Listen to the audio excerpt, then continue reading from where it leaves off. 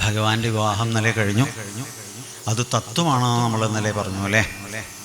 എന്താണ് ഭീഷ്മക മഹാരാജാവ് എന്നത് ഒരു ശരീരത്തെ പ്രതിനിധാനം ചെയ്യുന്ന ഒരു തത്വമാണ്. അദ്ദേഹത്തിൻ്റെ 5 മക്കൾ എന്നത് കണ്ണ്, മൂക്ക്, നാക്ക് മുതലായിട്ടുള്ള ഇന്ദ്രിയങ്ങൾ, അതാണ് 5 ബ്രദേഴ്സ്. രുക്മിണി ജീവാത്മാവാണ്. ജീവാത്മാവിൻ്റെ ഉള്ളിൽ എപ്പോഴും ഒരു ഉത്ബോധമുണ്ടാവും. അപ്പോൾ നമ്മൾക്ക് തന്നെ എന്തെങ്കിലും ഒരു കൊള്ളുന്നതല്ലാത്തൊരു കാര്യം ചെയ്യുകയാണെങ്കിൽ നമ്മുടെ ഉത്ബോധം പറയും, വേണ്ട കേട്ടോ, അതത്ര നല്ലതല്ല, പിന്മാറുകയാണ് ബുദ്ധി എന്ന് നമ്മുടെ ഉള്ളിൽ ആ ഒരു ഉത്ബോധം പറയും. മനസ്സിലായില്ലേ? ഉള്ളിൻ്റെ ഉള്ളിൽ ആഗ്രഹം ഉണ്ടാവുകയും ചെയ്യും, ഇങ്ങനെയൊന്നും അല്ല വേണ്ടത്, ഭഗവാനെ പ്രാപിക്കണം, ഇതിനൊന്നും ഉള്ളതല്ല ജീവിതം എന്നൊക്കെ ആഗ്രഹം ഉണ്ടാവും. പക്ഷേ സാഹചര്യങ്ങൾ പലപ്പോഴും പ്രതികൂലമാവാം. പക്ഷെ ആഗ്രഹം ദൃഢമാണെങ്കിലോ, ഇതാണ് ആ ജീവാത്മാവിൻ്റെ ആഗ്രഹം എന്തായിരുന്നു? പരമാത്മതത്വവുമായിട്ട് ബന്ധപ്പെടണം. ശ്രീമൻ നാരായണമൂർത്തി ശ്രീകൃഷ്ണ പരമാത്മാവിനെ തനിക്ക് ലഭിക്കണം, അങ്ങനെയാണ് മോഹം ഉണ്ടായത്. അതിന് ഉത്കടമായിട്ടുള്ള അത് ധ്യാനമാണ്. എന്ത് സംഭവവും സൃഷ്ടി നടക്കുന്നതിന് മുമ്പ്, അനുഭവം ഉണ്ടാവുന്നതിന് മുമ്പ് ആദ്യം വേണ്ടത് സങ്കല്പമാണ്. ശരിയല്ലേ? ഇഡ്ഡലിയും ഇഷ്ടം ഉണ്ടാക്കുന്ന ആളുകളില്ലേ കൂട്ടത്തിൽ? ഉണ്ടാക്കണവരില്ലെങ്കിലും കഴിച്ചവരെങ്കിലും ഉണ്ടാവുമല്ലേ? ഇരിക്കട്ടെ. അപ്പോൾ ഇല്ലെങ്കിൽ കൂർക്കപ്പേരി. അപ്പോൾ ആ കൂർക്ക ഇങ്ങനെ നന്നായിട്ട് പറിച്ചു കൊടുത്തിട്ട് അത് ചാക്കിൽ ഉമി കൂട്ടി അതിനെ തല്ലിയിട്ട് അതിൻ്റെ തോലൊക്കെ കളഞ്ഞ്, കുറച്ച് തോല് വേണം കേട്ടോ, അതൊരു രസമാണ് അല്ലേ? അങ്ങനെയൊക്കെ നന്നായിട്ട് അങ്ങോട്ട് കഴുകിയെടുത്ത് ആ പാകത്തിന് വാഴയുടെ വലുപ്പത്തിന് കണക്കാക്കി മുറിച്ച് ആ വെളിച്ചെണ്ണയിലിങ്ങനെ അവിടെ പനച്ചെടുത്ത് ആ ചീനമുളക് ഇങ്ങനെ കീറിയിട്ട് ഉപ്പുവെള്ളത്തിലാക്കി ഇങ്ങനെ ഇട്ട് കഴിഞ്ഞാൽ ഇറക്കത്തിൽ സൈക്കിൾ പോകണമാതിരി പൂറിലേക്ക് അല്ലേ? അപ്പോൾ ഇത് ആദ്യം എന്താ ചെയ്യണറിയോ? ഭാവനയിൽ കാണുകയാണ് ആണല്ലോ. അപ്പോൾ അതിന് യോജിച്ചതായിട്ടുള്ള ചട്ടിയും മറ്റ് വിഭവങ്ങളൊക്കെ ഒരുക്കുന്നു. അപ്പോഴോ സംഭവം സാധ്യമാകുന്നു. 3 ശക്തികളുടെ വിശേഷങ്ങൾ: ഇച്ഛാശക്തി, ക്രിയാശക്തി, ജ്ഞാനശക്തി. എല്ലാത്തിലും അത് 3 ഉള്ളത്. എന്താ? ഇച്ഛാശക്തി. ആദ്യം ഒരു ധ്യാനം, ഒരു ആഗ്രഹം വരണോ എന്നാണ്. പിന്നെന്തായി? അത് നടപ്പിലാക്കാൻ ക്രിയാപദ്ധതികൾ, അതിനുള്ള കർമ്മങ്ങൾ ആചരിക്കുന്നു. ഈ കർമ്മങ്ങൾ ചെയ്യണമെങ്കിലോ അറിവ് വേണം, അറിവ് പ്രയോജനപ്പെടുത്തണം. ആ അറിവില്ലെങ്കിൽ എന്ത് ചെയ്യുന്നു? അറിവുള്ളവരോട് ചോദിച്ച് മനസ്സിലാക്കിയിട്ട് അത് അനുഷ്ഠാനത്തിൽ കൊണ്ടുവരുമ്പോൾ എന്തായി? അനുഭവമായി. മനസ്സിലായില്ലേ? ഇത് 3ഉം യോജിക്കണം. അപ്പോൾ ഈ ജീവാത്മാവായിട്ടുള്ള രുക്മിണിക്ക് ഭഗവാൻ ശ്രീകൃഷ്ണ പരമാത്മാവിനെ കിട്ടണം, ലഭിക്കണം. അത് മാത്രമല്ല, വേറെ ഒന്നും എനിക്ക് വേണ്ട, എനിക്കതാ വേണ്ട. ഇതാണ് ഈ ഒരു ദൃഢ ഭക്തിയും ആഗ്രഹവും ഉണ്ടായി. അപ്പം അങ്ങനെ വന്നാൽ ഭഗവാന്റെ ബാധ്യതയാണ് അത് സാധൂകരിച്ചു കൊടുക്കുക എന്നാണ്. അതിന് ഭഗവാൻ ആദ്യം എന്താ ചെയ്യുക? 4 കൈയോട് വന്നിട്ട് കിഴിയിട്ട് കൊടുക്കുക, അനുഗ്രഹം കൊടുക്കുക, എല്ലാം ചെയ്യാം. അതിനുള്ള സാധ്യതകൾ ഉണ്ടാക്കും എന്നാണ്. അപ്പോൾ ഒരു ഗുരുനാഥനായിട്ടുള്ള ഒരു വ്യക്തി, ഒരു ബ്രാഹ്മണനെ അടുത്തേക്ക് അയച്ചു. സത്യത്തിൽ അത് ഭഗവാന്റെ പ്രേരണയാണ്. കാരണം എന്താ? യാദേവി സർവഭൂതേഷു ബോധരൂപേണ സംസ്ഥിത, വിദ്യാരൂപേണ സംസ്ഥിത. എല്ലാമായിട്ട് പ്രവർത്തിക്കുന്ന ആരാ? ജ്ഞാനരൂപേണ. എല്ലാം പ്രവർത്തിക്കുന്നത് ആ ശക്തി തന്നെയാണ്. അപ്പോൾ ഇദ്ദേഹത്തിന് തോന്നി ആ വഴിക്കൊന്ന് പോകണം. അങ്ങനെയാണല്ലോ, തോന്നലാണല്ലോ. അപ്പോൾ തോന്നിയപ്പോൾ എന്തായി? മുഖാമുഖം കാണുന്നു. അപ്പോൾ കണ്ടപ്പോൾ ആ ഗുരുസ്വരൂപനായിട്ടുള്ള ബ്രാഹ്മണനെ ഒന്ന് വണങ്ങണം. കാരണം അനുഭവം ഉണ്ടാവണമെങ്കിൽ അങ്ങനെയാണ്. ഇപ്പോൾ ഒരാളോടും സംശയം ചോദിക്കുകയാണെന്ന് വിചാരിക്കുക. നമുക്ക് ന്യായമായ സംശയമാണെങ്കിൽ, ആത്മാർത്ഥമായിട്ട് അറിയണം എന്ന ആഗ്രഹം ഉണ്ടെങ്കിൽ എങ്ങനെ ആയിരിക്കണം ചോദിക്കേണ്ടത്? അതെ, ഞാൻ കുറേ ആചാര്യന്മാരെയൊക്കെ കണ്ടിട്ടുണ്ടാ, നിങ്ങളുടെ കയ്യിൽ എന്തൊക്കെയുണ്ടെന്നൊന്ന് നോക്കട്ടെ, എനിക്ക് കുറച്ച് സംസാരിക്കാനുണ്ട് എന്ന് പറഞ്ഞു കഴിഞ്ഞാൽ സുഖാവും തോന്നുന്നുണ്ടോ? അല്ലേ? അതേസമയം നയത്തിൽ, മയത്തിൽ, വയത്തിൽ സ്വാമിജി ചില സംശയങ്ങൾ ഇങ്ങനെയൊക്കെ കാണണോ, എന്താ അതിൻ്റെ കാര്യം എന്ന് ആത്മാർത്ഥമായിട്ടാണ് ചോദിക്കുന്നതെങ്കിൽ ചോദ്യകർത്താവിൻ്റെ ഭാവം മറ്റേ ആൾക്ക് മനസ്സിലാവും. അതിനനുസരിച്ച് സമയമില്ലെങ്കിലും സമയം ഉണ്ടാവുകയല്ലോ, ഉണ്ടാക്കുകയാണ്. അതിലെന്താ കാരണം? താല്പര്യമാണ് അതിൻ്റെ കാരണം. അപ്പോൾ താല്പര്യം എങ്ങനെ ജനിക്കുന്നു? ഭാവം ആണ് വളരെ പ്രധാനം. അപ്പോൾ ആദ്യം ഉണ്ടാവേണ്ടത് ഭാവം. അപ്പോൾ വേഗം നമസ്കാരം കൂടെ കൊടുത്തു. ആർക്ക്? ഈ ബ്രാഹ്മണന്. അതോടുകൂടിയിട്ട് അദ്ദേഹം നോക്കി, എന്താ മോളൂ മുഖമല്ലാതെ പാടിയിരിക്കണോ? തിരുമേനി, എനിക്ക് കുറേ കാലമായിട്ടുള്ളൊരു മോഹമാണ്. എന്തോ അങ്ങേ കണ്ടപ്പോൾ ഒരു നടക്കുന്നൊരു തോന്നൽ, അങ്ങോട്ട് പറഞ്ഞാൽ നടക്കുന്നൊരു തോന്നൽ. പറയൂ, എനിക്ക് ശ്രീകൃഷ്ണ ഭഗവാനെ കിട്ടാൻ എന്താ ചെയ്യാ ചോദ്യം. അപ്പൊ അദ്ദേഹം പറഞ്ഞു, സമർപ്പണം, ദൃഢമായിട്ടുള്ള ആഗ്രഹം. മനസ്സിലായില്ലേ? ഭക്തിയോടുകൂടിയിട്ട് നിത്യവും ഭക്തിയോടെന്നെ ഭജിക്കുന്ന സത്യവാന്മാർക്ക് ദാസൻ ഞാൻ അറിഞ്ഞാലും, നിത്യവും ഭക്തിയോടെന്നെ ഭജിക്കുന്ന സത്യവാന്മാർക്ക് ദാസൻ ഞാൻ അറിഞ്ഞാലും. നിത്യവും ഭക്തിയോടുകൂടിയിട്ട്. അപ്പോൾ ഭക്തിയുടെ വിശദീകരണം നമ്മൾ നേരത്തെ പറഞ്ഞു. എന്താണത്? അൺകണ്ടീഷണൽ ലവ്, ഉപാധികളില്ലാത്ത സ്നേഹമാണ് ഭക്തി. ഒന്നും പ്രതീക്ഷിക്കാതെയുള്ള സ്നേഹം ഭക്തി, അൺകണ്ടീഷണൽ ലവ്. പിന്നെയോ സത്യവാന്മാർ, അത് വളരെ അണ്ടർലൈൻ ചെയ്യേണ്ട ഭാഗമാണ്. സത്യം എന്നത് ചിന്തയിൽ സത്യം വേണം, വാക്കിൽ വേണം, കർമ്മത്തിൽ ഉണ്ടാവുകയും വേണം. ത്രികരണശുദ്ധി എന്നാണ്. ഒന്ന് ചിന്തിക്കുക, പറയുമ്പോൾ വേറൊന്ന് പറയുക, പ്രവൃത്തിയിൽ നേരെ ഘടകവിരുദ്ധമായിട്ട് വേറൊന്നോന്ന് പറഞ്ഞാൽ അത് ശരിയല്ല.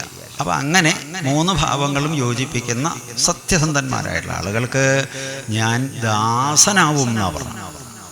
സേവകനെ പോലെ ഞാൻ അവരെ കാണുന്നു. ഭഗവാന്റെ വാക്കാണ്. അപ്പോൾ അത് അദ്ദേഹം പറഞ്ഞു കൊടുത്തു, മോളെ എങ്ങനെയൊക്കെ ഉണ്ട് കിട്ടുമോ, മോളെ ആത്മാർത്ഥമായിട്ട് പ്രാർത്ഥിച്ചോളൂ, ഫലം വരാതിരിക്കില്ല. ഇവിടെ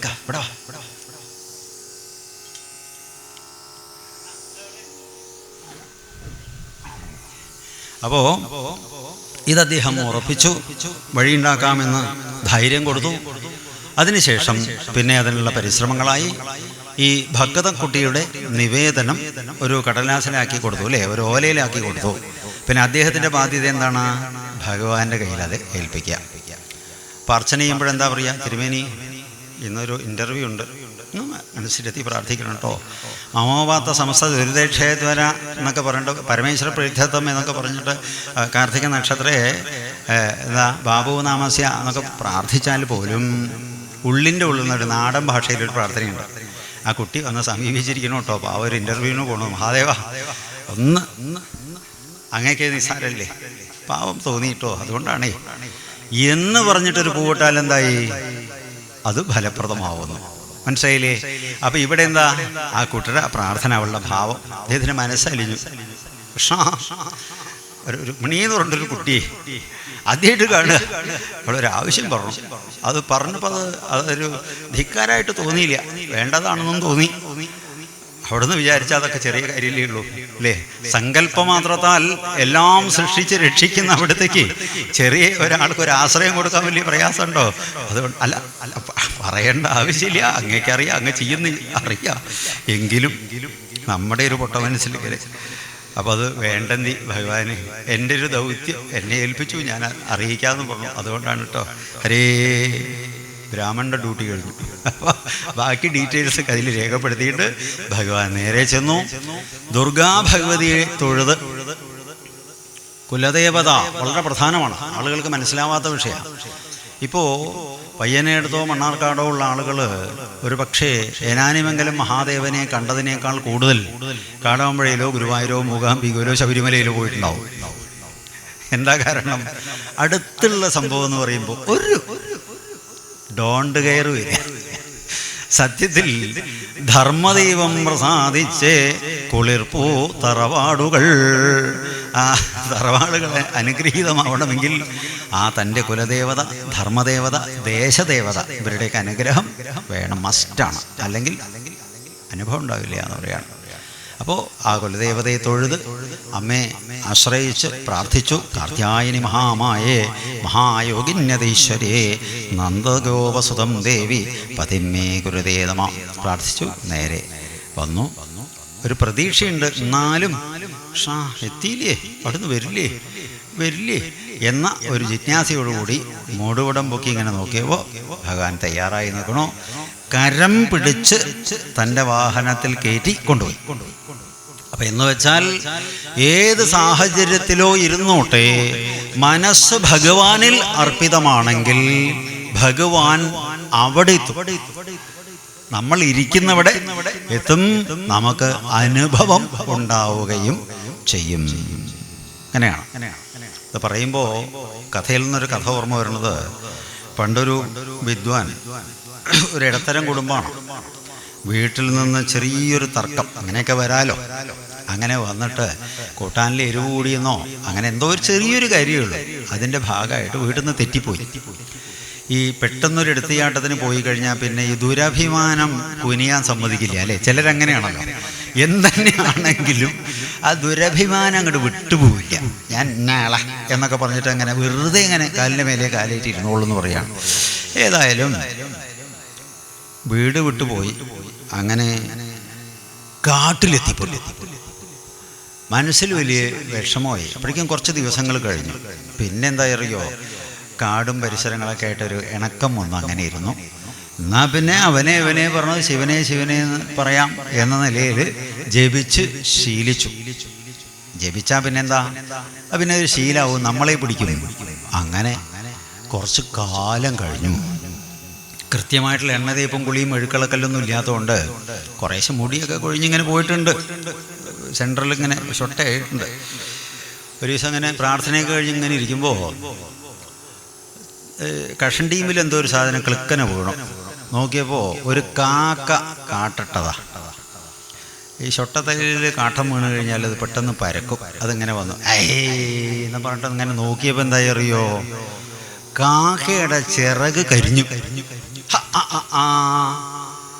അപ്പൊ കുഴപ്പമില്ലല്ലോ, ഞാനൊരു സംഭവമാണ്, ഞാൻ സിദ്ധനായി പോ. ഞാൻ നോക്കിയപ്പോൾ കാക്കയുടെ ചിറക് കരിഞ്ഞു. അദ്ദേഹത്തിൻ്റെ അഭിമാനം വന്നു. ഈ പിന്നെന്താ, ഈ എന്തെങ്കിലും ഒരു സംഭവം ഉണ്ട് തോന്നിക്കഴിഞ്ഞാൽ ഒരു നിറവാണ്. അങ്ങനെ ഒരു ദിവസം അദ്ദേഹം നാട്ടിലേക്ക് പോയി. ഇടയ്ക്ക് നാട്ടിൽ പോവും, എന്തെങ്കിലും ചില ഗൃഹങ്ങളിൽ ചെന്നിട്ട് ഭിക്ഷ സ്വീകരിക്കും. അധികവും കാട്ടുപഴങ്ങളൊക്കെയാണ്. ഒരു ധൈര്യം തോന്നി അങ്ങനെ നാട്ടിൽ പോയപ്പോൾ ഒരു പാറമടയിൽ പണിയെടുക്കുന്ന ഒരാളുടെ വീടാണ്.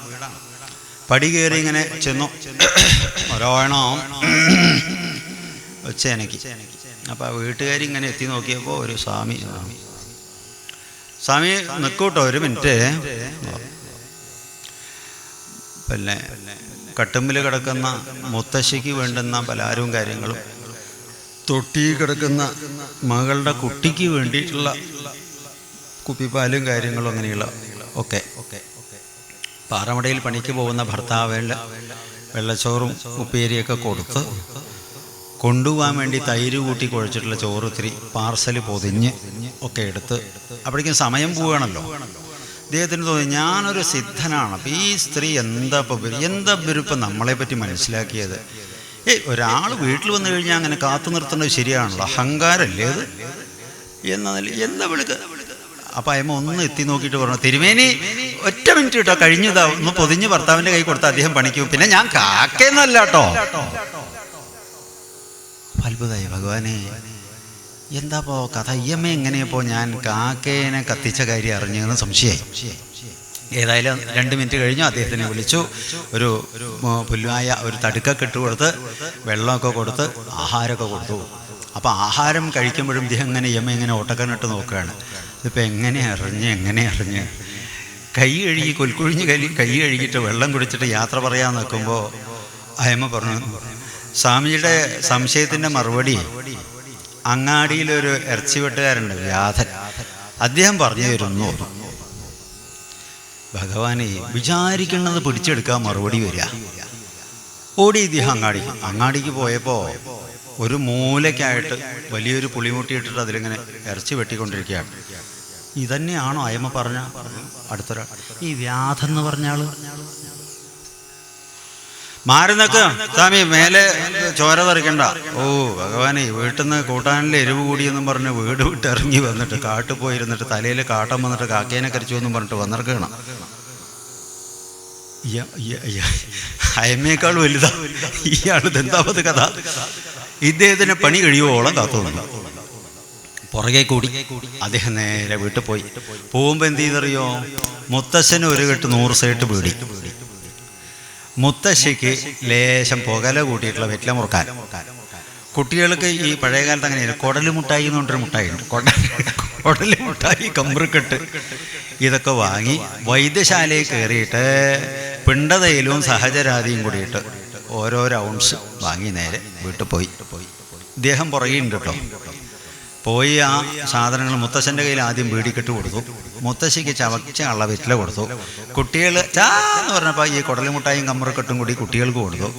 നേരെ പുഴയിൽ പോയി ഒരു കാക്കപ്പടച്ചിൽ പടഞ്ഞു, നേരെ വന്നു ആ സ്റ്റാൻഡിൽ വിളക്കിൽ തിരിയിട്ടിട്ട് ഒന്ന് കൊടുത്തു.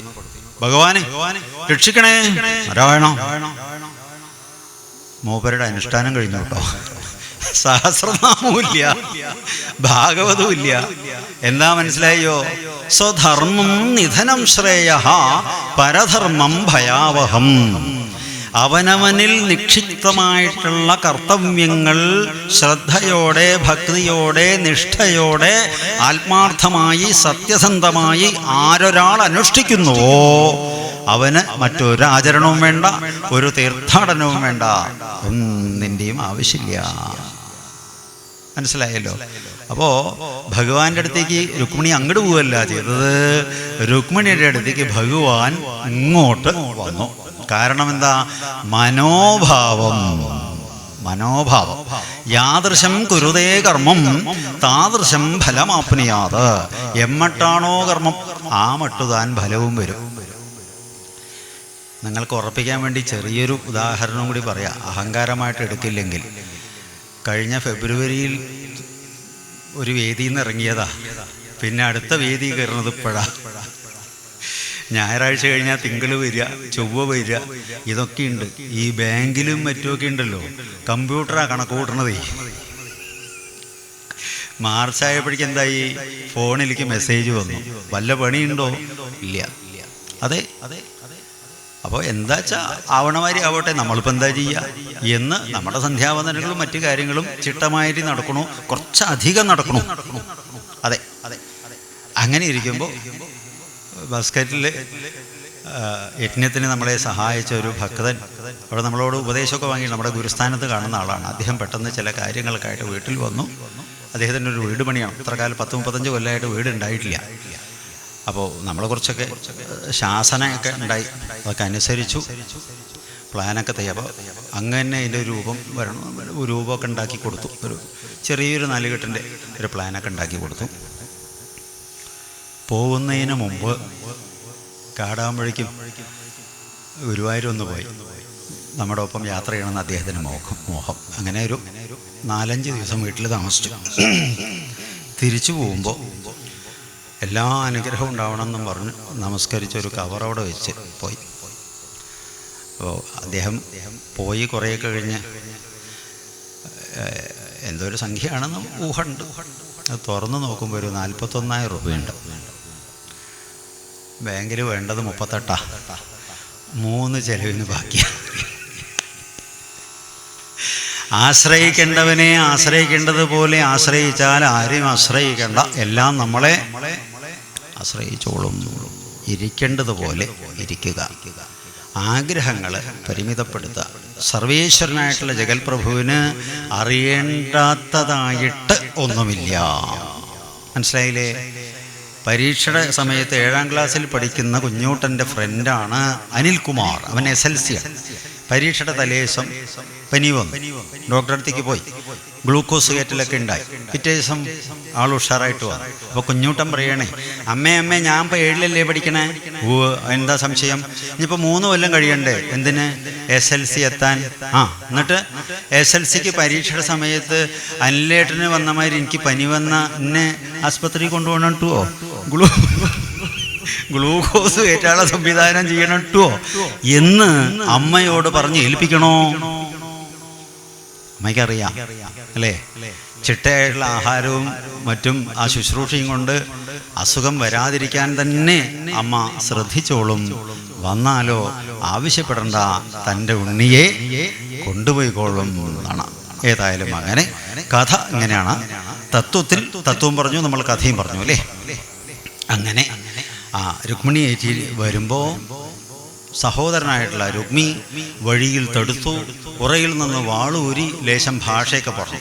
കാക്ക കങ്കങ്ങ കന്നുകാലി മേയ്ക്കണവൻ എൻ്റെ പെങ്ങളെ കൊടുത്തിട്ട്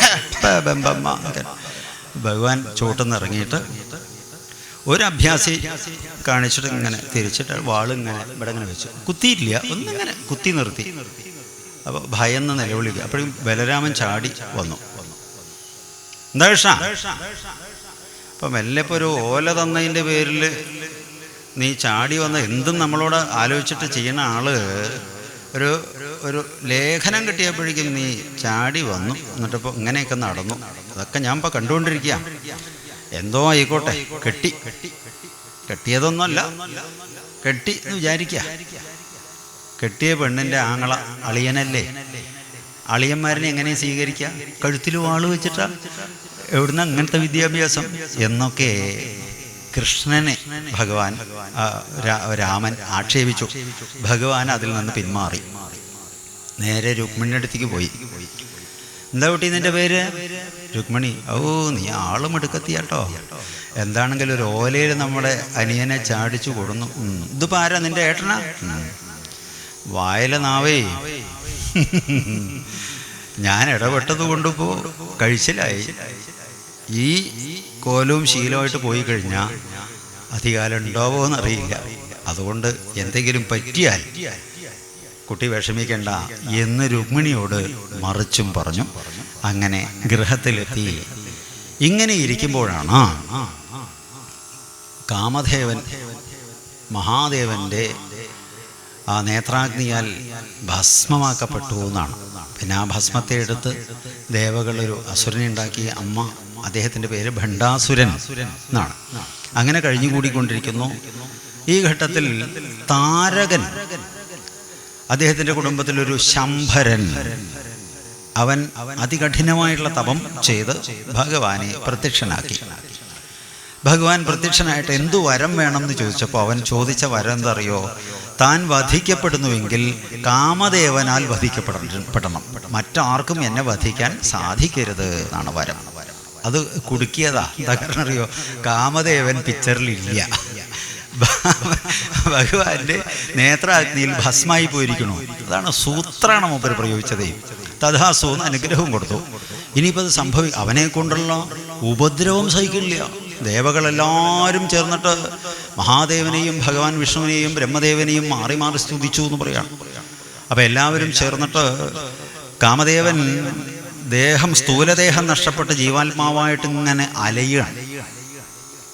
ആ ജീവാത്മാവിനെ ആകർഷിച്ചു വരുത്തി നാരദമുനി ഒരു സൂത്രം പറഞ്ഞു കൊടുത്തു. എടോ, ആലോചനയില്ലാതെ കണ്ട് ആളറിഞ്ഞ് പെരുമാറണ്ടേ? ഇന്ദ്രൻ അങ്ങോട്ട് തന്നെ വിളിച്ചിട്ടൊരു ഡ്യൂട്ടി ഏൽപ്പിച്ചപ്പോഴേക്ക് അതാണ് എങ്ങനെയാണ്. കാരണം പാർവതി ഹിമവൽ പുത്രിയായിട്ട് പാർവതി ജനിച്ചപ്പോൾ പാർവതിനെയും മഹാദേവനെയും കൂടി ഇണക്കാൻ വേണ്ടിയിട്ട് പുള്ളി ആവശ്യപ്പെട്ടത് പ്രകാരം ഒരു ഓർഡർ എടുത്തിട്ട് പോയതാ. ഞാൻ ഏറ്റു എന്ന് പറഞ്ഞിട്ട് പോയതാണ്. ആളെ നോക്കിയിട്ട് അതിലാണ് ഇതൊക്കെ സംഭവിച്ചത്. ശരി, മഹാദേവന്റെ കൃപ കിട്ടും. അദ്ദേഹത്തിനെ ആശ്രയിച്ചിട്ട് കരചരണകൃതം വാ കായജം കർമ്മജം വാ ശ്രവണനയനജം വാ മാനസം വാ പരാതം വിഹിതമവിഹിതം വാ സർവമീതൽ ക്ഷമസ്വ ശിവ ശിവകരുണാബ്ദേ ശ്രീ മഹാദേവ ശംഭോ. ഭഗവാനോട് പ്രാർത്ഥിച്ചോളൂ. അദ്ദേഹത്തിൻ്റെ മനസ്സലിഞ്ഞാൽ എല്ലാ വഴികളും തുറക്കുംട്ടോ. ബാക്കിയുള്ളത് ഭഗവാൻ വിഷ്ണുവും ചെയ്തു തരും എന്ന് പറഞ്ഞു. ഏതായാലും ഭഗവാനെ സംസ്ഥാപരാധം പറഞ്ഞ് പ്രാർത്ഥിച്ചു. ഭഗവാൻ പുഞ്ചിരിച്ചു. വിഷ്ണുവിനെ നോക്കി ഒരു സംജ്ഞ കാണിച്ചു. ബാക്കി ഭഗവാൻ ഏൽക്കാമെന്ന് പറഞ്ഞിട്ടുണ്ട്. അങ്ങനെ എന്ത് ചെയ്തറിയോ? ഈ കാമദേവനെ ശ്രീകൃഷ്ണ ഭഗവാൻ തൻ്റെ ഹൃദയത്തിൽ സ്വീകരിച്ച് ആ ഭഗവാനിലൂടെ രുക്മിണിയിലേക്ക് ഗർഭാധാരം പാസ് ചെയ്തു. ഇപ്പോൾ രുക്മിണിയുടെ വയറ്റിൽ ആരുണ്ട്? കാമദേവൻ ഉണ്ട്. ഇനി ഇതിനെയൊക്കെ കൂട്ടിയിണക്കണം അല്ലേ? അതിനൊരു തിരക്കഥ വേണം, ഒരു സംവിധാനം വേണം. ഇതൊക്കെ നിർവഹിക്കുന്ന ആരാ? നാരദരാ. അദ്ദേഹം നേരെ ചെന്നു ശംബരൻ്റെ വീട്ടിൽ. ശംബരൻ വളരെ നന്നായിട്ട് ആതിഥ്യ സൽക്കാരമൊക്കെ ചെയ്തു. ശംബര, താനിപ്പോൾ ഈ ഗ്രഹനിലയൊക്കെ പരിശോധിച്ചോ? ജാതകം നോക്കിയോ? എങ്ങനെയുണ്ട് ഇപ്പോൾ തൻ്റെ? ഏത് ദശയെ നടക്കണ? ഒരു ദശയില്ല. ഇതാകണ്ടോ രേഖ? ശങ്കരാടി കാണിച്ച മാതിരിയാ, ചാലിമാരി കിടക്കണോ ആയുർരേഖ എന്നാ പറഞ്ഞത്. പക്ഷേ അതിലൊരു വെട്ടുണ്ടോ. എന്താ സ്വാമി ഇങ്ങനെ ഈ കൊട്ടി പറയണ? അല്ല, ഞാൻ അറിഞ്ഞത് ദേവന്മാരുടെ ഒരു പ്രത്യേക ഇടപെടൽ കൊണ്ട് താൻ വാങ്ങിയ വരം കാമദേവനാൽ വധിക്കപ്പെടണം എന്നാണല്ലോ. കാമദേവൻ ശ്രീകൃഷ്ണനെ ആശ്രയിച്ചിട്ട് രുക്മിണിയുടെ ഉദരത്തിൽ പ്രവേശിച്ചിട്ടുണ്ട്. തൻ്റെ ശത്രുവാണ്. ഞാൻ അറിയിച്ചു എന്നേ തന്നോടുള്ള താല്പര്യം കൊണ്ട് യുക്തം പോലെ ചെയ്തോളൂ എന്ന് അവിടുന്ന് മുറുക്കിയിട്ട് നേരെ പോയി. നേരെ രതീദേവിയുടെ മന്ദിരത്തിലേക്ക് ചെന്നു. രതീദേവി ഇങ്ങനെ ഭർത്താവില്ലല്ലോ, അങ്ങനെ ഇരിക്കുകയാണ്. എന്താ മോളെ വല്ലാതെ വിഷണ്ണയായിട്ടിരിക്കണത്? കുളിയും ദേവാരൊന്നും ഉണ്ടായില്ലേ? തേവാരെന്ന ദേവകാര്യം എന്നാണ് കേട്ടോ, പറഞ്ഞു തേവാരായതാ. കുളിയും ദേവകാര്യമൊക്കെ ഉണ്ട്. അല്ല, ഒരു അലങ്കാരം ഒന്നും കാണാനില്ലല്ലോ, എന്ത് പറ്റി? എന്താ സ്വാമി, ആരെ കാണാൻ, ആരെ കാണിക്കാനാണ്? അങ്ങനെയാണല്ലോ അല്ലേ? ഇപ്പോൾ കുറേ ആളുകൾ ശ്രദ്ധിക്കാനുണ്ടെങ്കിലാണ് നല്ല ഷാളും നല്ല മാലയും കുറിയൊക്കെ നന്നാക്കുള്ളൂ. ആരും ഇല്ല എന്ന് പറഞ്ഞാലോ അവധൂതന്മാരെയുമായി അങ്ങനെ ഇരിക്കും. മനസ്സിലായില്ലേ? അപ്പോൾ പറഞ്ഞു, നീ വിഷമിക്കൊന്നും വേണ്ട, നിന്റെ ഭർത്താവ് കൃഷ്ണനെ ആശ്രയിച്ചിട്ടുണ്ട്, രുക്മിണീ ദേവി അദ്ദേഹത്തിനെ ധരിക്കുന്നുണ്ട്. പക്ഷേ മോളെ ഒരു വിഷമുള്ളത് എന്താ വെച്ചാൽ ഈ വിവരം ശമ്പരൻ അറിഞ്ഞിട്ടുണ്ടോയെന്നൊരു സംശയം. അറിയിച്ചത് താൻ തന്നെയാണ് അല്ലേ? അപ്പോൾ വേണ്ട രീതിയിൽ പെരുമാറിക്കോളൂ എന്ന് അവിടെയും ഒരു അഡ്വൈസ് കൊടുത്ത് അവിടുന്ന് പോയി. രതീദേവി വേഗം തൻ്റെ വേഷവിധാനങ്ങളൊക്കെ മാറ്റിയിട്ട് ഒരു ആയയുടെ, ഒരു ഹോം നേഴ്സിൻ്റെ വേഷം സ്വീകരിച്ച് ശമ്പരൻ്റെ അടുത്ത് പോയി. എന്തെങ്കിലും ഒരു പണി തരുമോ? ഇവിടെ എനിക്ക് ആരുമില്ല, ചെറുപ്പാണല്ലോ, അതുകൊണ്ട് ഈ ഒറ്റയ്ക്ക് കഴിയാനൊരു പേടിയാണ്.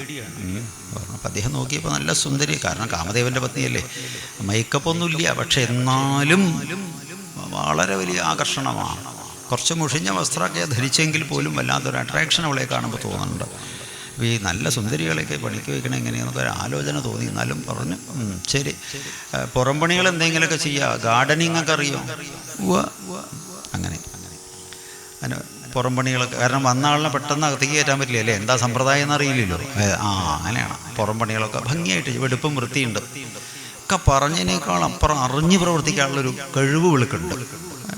നന്നായി ഇഷ്ടമായി. ഒരു ദിവസം ഇങ്ങേരുടെ അടുക്കളക്കാരി മകളുടെ വീട്ടിലേക്ക് അത്യാവശ്യമായിട്ട് പോകണം പറഞ്ഞിട്ട് പോയി. ഈ പുള്ളിക്കാരനൊരു പ്രത്യേകത എന്താ വെച്ചാൽ രാവിലെ എണീച്ചോടൊരു ചായ കിട്ടണം. അത് കഴിഞ്ഞിട്ടാണ് പുള്ളിയുടെ ഈ ചായക്ക് അനുസരിച്ചിട്ടാണ് രാവിലത്തെ കാര്യങ്ങൾ. ഓരോരുത്തർക്ക് ഓരോ ശീലമാണ്, ചിലർക്ക് പേപ്പർ നോക്കണം, അങ്ങനെയൊക്കെ ഉണ്ടല്ലോ. അപ്പോൾ ഏതായാലും ഇവളത് മനസ്സിലാക്കി. മറ്റേ ആൾ പറഞ്ഞിട്ട് പോയിട്ടുണ്ട്, അദ്ദേഹത്തിന് രാവിലെ എണീച്ച ഒരു ഗ്ലാസ് ഒന്നും പോരാ, ഒരു കപ്പിൽ ചായ വേണം, ഒരു ഗ്ലാസും കൊണ്ടുപോയി കൊടുക്കണം കേട്ടോ എന്നൊക്കെ പറഞ്ഞു. ഏതായാലും നന്നായിട്ട് പാലൊക്കെ കുതുകുന്നെ തിളപ്പിച്ച് ലേശം ഇഞ്ചി കഷ്ണമൊക്കെ അരിഞ്ഞ് അതിനെയൊക്കെ ചതച്ച് നീരെടുത്ത് അതിൽ ഒഴിച്ച് ഏലമൊക്കെ കൂട്ടി പാകത്തിന് ടിക്കേഷനും മധുരമൊക്കെ ആക്കിയിട്ട് അങ്ങോട്ട് ആറ്റി കുറുക്കിയിട്ട് അങ്ങോട്ട് കൊണ്ടുപോയിട്ട് അങ്ങോട്ട് വെച്ചപ്പോൾ അതിൻ്റെ ഒരു മണം അങ്ങോട്ട് വരുന്നുണ്ട്. ഇഷ്ടമായി. പക്ഷെ അദ്ദേഹം അത് പുറത്ത് കാണിച്ചു, അവിടെ വെച്ചോളൂ വെച്ചു. കുടിച്ചപ്പോൾ ഗ്ലാസ് കഴുകിയ മാതിരിയാക്കി, അത്ര ഇഷ്ടപ്പെട്ടു എന്നാണ് പറഞ്ഞത്. നേരെ അവളുടെ എന്താ പേര്? അതുവരെ പേര് വെച്ചില്ല, മായാവതി എന്നാ പേര്. ഓക്കെ, കുഴപ്പമില്ല ചായ കേട്ടോ, ഇതേമാതിരി ഒരു ചായയും കൂടി എടുത്തോളൂ, കിട്ടോ? കൈപ്പുണ്യാണ്, മനസ്സിലായില്ല? ഏതായാലും ആഹാരത്തിന് അങ്ങനെ ഒരു ബന്ധമുണ്ട്. 2 ദിവസം കഴിഞ്ഞപ്പോഴേക്കും എന്തായി അറിയോ? വെറൈറ്റി ആയിട്ട് സാധനങ്ങൾ. ഒരു ദിവസം അങ്ങനെ ഉള്ളി ചെരിച്ചരിഞ്ഞിട്ട് ബജ്ജി ഉണ്ടാക്കിയാൽ പിറ്റേ ദിവസം വാഴയ്ക്ക് നുറുക്കിയിട്ടുണ്ടാക്കും. അങ്ങനെ ഓരോ വിഭവങ്ങളായിട്ട് ഉണ്ടായിക്കോട്ടെ, വലിയ ഇഷ്ടമായി. അങ്ങനെ ഇരിക്കുമ്പോൾ ഗർഭം പൂർണ്ണമായി രുക്മിണി പ്രസവിച്ചു. ഈ സമയം ആയപ്പോഴത്തേക്ക് ശമ്പരൻ അന്തർധാന സിദ്ധി ഉപയോഗപ്പെടുത്തി സൂതിഗ്രഹത്തിൽ പോയി അദൃശ്യനായിട്ട് കാവൽ നിന്നു. നല്ലൊരു ആൺകുട്ടി 10 ദിവസം കാത്തു നിൽക്കേണ്ടി വന്നു. 10 ദിവസം പാതര കഴിഞ്ഞ് രാക്ഷസയാമം കഴിഞ്ഞ് പൈശാചിക യാമത്തിലേക്ക് പ്രവേശിച്ചപ്പോൾ എല്ലാവരും ഒന്നിങ്ങനെ ഭയങ്ങീന്ന് കണ്ടപ്പോ ഈ കുട്ടിയെടുത്ത് കൊണ്ടുപോയിട്ട് കടലിലങ്ങോട്ട് എറിഞ്ഞിട്ട് വന്നു. മരിക്കണമെങ്കിലും ഭഗവാന്റെ അനുവാദം വേണം കേട്ടോ. ആയുസ് എത്തിയിട്ടില്ലെങ്കിൽ എവിടെ കൊണ്ടുപോയിട്ടാലും ആ ജീവൻ ഒന്നും സംഭവിക്കില്ല. അതിനെ ഒരു മത്സ്യം വന്ന് വിഴുങ്ങി. പിറ്റേ ദിവസം ഒരു മുക്കുവന്റെ വലയിൽ ഈ വിശിഷ്ട മത്സ്യം കുടുങ്ങി. വിശിഷ്ട മത്സ്യം എന്ന് പറഞ്ഞാൽ അകത്ത് കാമദേവൻ ഇരിക്കുന്ന മത്സ്യം, മനസ്സിലായില്ലേ? അങ്ങനെ അത് വിശേഷ മത്സ്യമായപ്പോൾ വിശേഷ സാധനങ്ങൾ കിട്ടിയ രാജാവിന് സമർപ്പിക്കണം എന്നാണ് നിയമം. ഇന്നും അങ്ങനെ തന്നെയാണ്. ഇപ്പം നമ്മുടെ 10 ഏക്കർ വളപ്പുണ്ട് പണ്ട് കാര്യമില്ല, അവിടുന്ന് തെങ്ങും കുഴി കുത്തുന്ന സമയത്ത് ക്ലിന്നൊരു മൊന്തയിൽ കൈക്കോട്ട് വീണ് കഴിഞ്ഞാൽ എന്താ ചെയ്യുക? RDO, കലക്ടർ, SP ഒക്കെ വരില്ലേ? അങ്ങനെയാണല്ലോ നിയമം. ഏതായാലും ഇദ്ദേഹം നേരെ രാജാവിൻ്റെ അടുത്ത് ഈ മത്സ്യത്തെ സമർപ്പിച്ചു. അത് വിശേഷമായിട്ടുള്ള മത്സ്യത്തെ കണ്ടപ്പോൾ ധാരാളം പണം സന്തോഷത്തോടു കൂടിയിട്ട് മുക്കുവന് കൊടുക്കുകയും ചെയ്തു. ശമ്പരൻ എന്ന മഹാരാജാവ് തൻ്റെ ആയ ഓംനേഴ്സ് ഭംഗിയായിട്ട് കുക്ക് ചെയ്യും, പറയാനില്ലല്ലോ. അദ്ദേഹം നേരെ വിളിച്ചു, മായേ മായോ എന്താച്ചാ ചെയ്തോളൂ, ഒരു മീൻ കിട്ടിയിട്ടുണ്ടായെന്ന് പറയാം. മായയ്ക്ക് ഇത് നാരദർ പറഞ്ഞൊരു ഓർമ്മ പെട്ടെന്ന് ഉള്ളിൽ തെളിഞ്ഞു. വടുക്കോർത്ത് വർക്കേരിയെ പോയി ആ മീനിനെ അങ്ങനെ കിടത്തി ശ്വാസം പിടിച്ച് മെല്ലെ കത്തി കൊണ്ട് വയറിലിങ്ങനെ വകറിയപ്പോൾ പണ്ടം പൊട്ടി പുറത്തു വന്നൊരു ചന്തകാരം കുട്ടി. എന്താ കണ്ണും കാണുമ്പോൾ തേജസ് അറിയോ, ഭംഗിയായിട്ട് അതിനെ കുട്ടി കരഞ്ഞില്ല, പുറത്തറിഞ്ഞിട്ടുമില്ല. അതിനെ കുളിപ്പിച്ച് ഭംഗിയാക്കി. ഇനിയിപ്പോൾ എന്താ, കുട്ടിക്കുള്ള സുരക്ഷ അല്ലേ, പാല് കൊടുക്കണം. എന്താ ഇപ്പം ചെയ്യുക? നേരെ അയൽവക്കത്ത് പോയി പിന്നെ ലേശം പാല് വാങ്ങിയിട്ട് വന്ന ആ പാലിനെ ഒരു കുപ്പിയിൽ നിറച്ച് ഒരു നിപ്പിളൊക്കെ വലിച്ചു കെട്ടി. അന്ന് മുതൽക്കാണ് ഈ കുപ്പിപ്പാലുണ്ടായത് എന്നാണ് പറഞ്ഞത്. ആദ്യമായിട്ട് കുപ്പിപ്പാല് കൊടുത്തത് മായാവതിയാണ്. അങ്ങനെ ഈ കുട്ടിക്ക് കുപ്പിപ്പാല് കൊടുത്ത് അതിനെ വളർത്തി ആഹാരമൊക്കെ കഴിച്ച് ആരും അറിയാതെ വർക്കേരിയും അടുക്കളയും ഭാഗങ്ങളായിട്ട് ഈ കുട്ടി വളർന്നു. 10-16 കൊല്ലം കഴിഞ്ഞപ്പോഴത്തേക്ക് കരുത്തനും സുന്ദരനും സുബലനുമായിട്ടുള്ളൊരു യുവാവായിട്ട് മാറി ഈ കുട്ടി എന്നാണ്. ഒരു ദിവസം മധ്യാഹ്നത്തിലെ ആഹാരം കഴിഞ്ഞ് വിശ്രമിച്ചു കൊണ്ടിരിക്കുമ്പോൾ ഒരു 3-4 മണിക്ക് ചായയുടെ സമയത്താണ് പുള്ളി ഉറങ്ങിക്കഴിഞ്ഞാൽ ഉച്ചയ്ക്കൊരു മയക്കുണ്ട്. അപ്പോഴത്തേക്ക് ഈ അമ്മ എന്ത് ചെയ്തു അറിയോ, നന്നായിട്ടൊരു കുളിയൊക്കെ കുളിച്ച് വാസന തൈലൊക്കെ പൂശി നന്നായിട്ട് അലങ്കാരങ്ങളൊക്കെ ചെയ്ത് ആ ചുണ്ടിലൊക്കെ ആ റെഡൊക്കെ പൂശി ഇങ്ങനെ കവിളിലൊരു ഇതൊക്കെ റോസ് പൗഡറൊക്കെ ഇട്ട് ഒരു കുത്തൊക്കെ കുത്തി ആ ലോലമായ രാത്രി ഉടുപ്പുകളൊക്കെ ഇങ്ങനെ ഇട്ട് സ്നേഹപുരസ്സരം അദ്ദേഹത്തിൻ്റെ കൈകളിൽ ഇങ്ങനെ തലോടി പ്രാണനാഥൻ അന്തം വിട്ടു. തൻ്റെ പോറ്റമ്മയാണ്, അങ്ങനെയാണല്ലോ പരിചയം. ഭാവമാറ്റത്തോടുകൂടി തന്നെ സ്പർശിക്കുന്നത് കണ്ടപ്പോൾ അദ്ദേഹം അത്ഭുതപ്പെട്ട് ഞെട്ടിച്ചാടി എണീച്ചു. അപ്പോൾ അവൾ പറഞ്ഞു, അങ്ങ് പരിഭ്രമിക്കണ്ട, ഞെട്ടണ്ട, ഒന്ന് മനസ്സ് ഏകാഗ്രമാക്കി നോക്കൂ. എത്ര കാലമായിട്ട് പ്രാർത്ഥിക്കണമറിയോ ഞാൻ അങ്ങേ കിട്ടാനായിട്ട്. ഞാൻ അങ്ങയുടെ പത്നിയാണ്, രതീദേവിയാണ്, അങ്ങ് കാമദേവനാണ്. അദ്ദേഹം കണ്ണടച്ച് മനസ്സ് ഏകാഗ്രമാക്കിയപ്പോൾ ഇന്ദ്രൻ ദേഹത്തിനെ വിളിക്കുന്നതും പാർവതിയായിട്ട് ഭഗവാനോട് അനുരാഗം വരാനായി കൊണ്ട് പ്രവർത്തിക്കാൻ ഏൽപ്പിക്കുന്നതും ആ ഓർഡർ സ്വീകരിക്കുന്നതും മലരമ്പുമായിട്ട് അർദ്ധനിമീൽ നേത്രമായിട്ട് ഇരിക്കുന്ന ഭഗവാന്റെ മാറത്തേക്ക് ഈ അസ്ത്രം അയക്കുന്നതും ഭഗവാൻ കണ്ണു തുറക്കുന്നതും താൻ ഭസ്മമാകുന്നതും അലയുന്നതും നാരദർ പരിഹാരം പറയുന്നതും കരചരണതമ്പാന്ന് ചൊല്ലിയതും വീണ്ടും ശ്രീകൃഷ്ണ പരമാത്മാവിൻ്റെ നാസാധാരത്തിലൂടെ പ്രാണരൂപേണ പ്രവേശിച്ചതും അതങ്ങനെ ആ വീര്യത്തിൽ ആയതും വീര്യത്തിൽ നിന്ന് അമ്മയായിട്ടുള്ള രുക്മിണി ദേവിയിലേക്ക് പ്രവേശിച്ചതും അവിടുന്ന് സങ്കലനം നടന്നതും മാംസപിണ്ഡമായതും കൈകാലുകൾ രൂപപ്പെട്ടതും കുട്ടിയായതും പുരുഷക്കുട്ടിയായതും പ്രസവിച്ചതും അതിനെ എടുത്ത് കടലിലെറിഞ്ഞതും മത്സ്യം വിഴുങ്ങിയതും ഇവിടെ വന്നതും കീറിയതും എടുത്തതും കുപ്പിപ്പാല് തന്നതും ഒക്കെ എവിടാണ് ഫ്ലാഷ് ബാക്ക് മാറി തെളിഞ്ഞു. പിന്നെ രണ്ടാളും പിന്നെ അധികാരായില്ലേ, ഭാര്യയാണല്ലോ. പിന്നെ ചെല്ലിമുള്ളം കാടുകളിൽ ലെല്ലെല്ലാം പാടിക്കൊണ്ടിരിക്കുമ്പോൾ ഇതെന്താപ്പോ എന്നറിയാനായിട്ട് ശമ്പരൻ അടുക്കളയിൽ വന്ന് നോക്കിയപ്പോൾ ഒരു സുന്ദര പുരുഷനുമായിട്ട് നൃത്തം വയ്ക്കുന്നതാണ് കണ്ടത്. ക്രുദ്ധനായിട്ടുള്ള അദ്ദേഹം വാളൂരി ചാടിയിറങ്ങി. അധികം വൈകാതെ ഈ കുഞ്ഞ് കാമദേവൻ എന്ന യുവാവിനാൽ അദ്ദേഹം വധിക്കപ്പെട്ടു. 16-ാമത്തെ വയസ്സിൽ ശമ്പര വധം നടന്നു. പത്നിയെയും കൂട്ടിയിട്ട് യോഗശക്തിയാൽ ഭഗവാന്റെ മന്ദിരത്തിലേക്ക് പോയി. ഭഗവാന്റെ മന്ദിരത്തിലേക്ക് ആകാശമാർഗേണ ആ 2 മിഥുനങ്ങൾ ആ ദമ്പതികൾ വന്നെടുക്കുന്നത് കണ്ടപ്പോൾ രുക്മിണീ ദേവിയുടെ ഹൃദയത്തിൽ തുടിപ്പുണ്ടാവുകയും സ്തനങ്ങളിൽ സ്തന്യം ജനിക്കുകയും ചെയ്തു എന്നാണ്. എന്താ കാരണം? യഥാ ധേനു സഹസ്രാണം വത്സോ വിന്ദതി മാതരം ആണ്. എങ്ങനെയാണോ ആയിരക്കണക്കിന് പശുക്കളുടെ കൂട്ടത്തിൽ നിന്ന് പോയിട്ടുള്ള ഒരു കുട്ടി സ്വന്തം അമ്മയെ തിരിച്ചറിയുന്നത്, അതേപോലെ എന്ത് വേഷം കിട്ടിയാലും മാതാവിന് തൻ്റെ പുത്രനെ അറിയാം ആണ്. അറിഞ്ഞു, അങ്ങനെ വന്നു, അവിടെ കൂടി. ഇനി ഭഗവാന് വീണ്ടും ചില പത്നിമാർ, അഷ്ടപത്നിമാർ വന്നു ചേരുന്നു. അത് മാത്രവുമല്ല, 16,000 പത്നിമാർ വേറെയും വന്നു ചേരുന്നു. ആ സംഭവങ്ങളാണ്. പക്ഷേ ഇത്രയധികം പത്നിമാർ വരുന്ന കഥ നമുക്ക് മനസ്സിലാക്കണമെങ്കിൽ, ഉൾക്കൊള്ളണമെങ്കിൽ, അറിയണമെങ്കിൽ അതിൻ്റെ കരുത്തിനായിക്കൊണ്ട് ആ ഛായാദേവിയെയും ഇഡ്ലി ദേവിയെയോ ഇല്ലെങ്കിൽ ഉപ്മാവ് ദേവിയെയോ ആശ്രയിക്കാതെ പറ്റില്ല എന്ന് പറഞ്ഞിട്ടാണ് സർവത്ര ഗോവിന്ദനാമ സങ്കീർത്തനം. ഹരേ രാമ രാമ രാമ ഹരേ ഹരേ, ഹരേ കൃഷ്ണ കൃഷ്ണ കൃഷ്ണ ഹരേ ഹരേ.